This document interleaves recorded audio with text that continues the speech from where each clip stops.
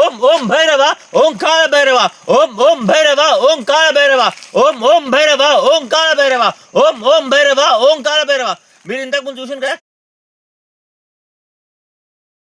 గణేశుడు ఉన్నాడు, పెద్ద కింది మొక్కలు పెద్ద ఉన్నాడు, పెద్ద దేవత పెద్ద దేవత పెద్దమ్మ దేవి ఇటు గణేశునిక నాగశేషుడు సుబ్రహ్మణ్యుడు ఇక మలవతి భైరస్వామిని చూసినాము. మొగలే చూసుకుంటారు కదా, కామాఖ్య దేవిని చూసినాము, అది కూడా మొగలేనే చూసుకుంటారు.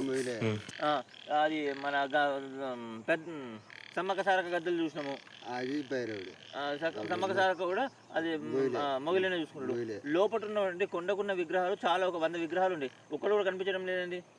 100 ఎక్కడ అటు ఒకన మన ఈ ఇటు పక్క సైడ్లు ఉంటాయి మన గణపతి మన నాగశేషుని ఇంకేమున్నాయి, నాగశేషుని ఉండి ఒకటి ఆయనే తెచ్చిపెట్టిను, మన మొగలేనా మొగలే తెచ్చిపెట్టిను. మన వేరే మహాదేవుడా, శివుడు లింగం, ఆంజనేయుడు ఉంది.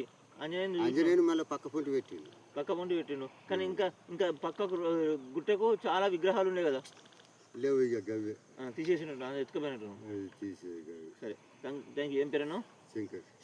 శంకర్ గారు ఈరోజు మనకు చెప్పినటువంటి విశేష కార్యక్రమాల విశేష దేవాలయాల గురించి చెప్పిండు. ఇంతకుముందు ఉన్నటువంటి పూర్వం గురించి తనకు తెలియదు, కానీ ఇప్పుడు ఉన్నటువంటి దేవతల గురించి మాత్రం చెప్పడం జరిగింది.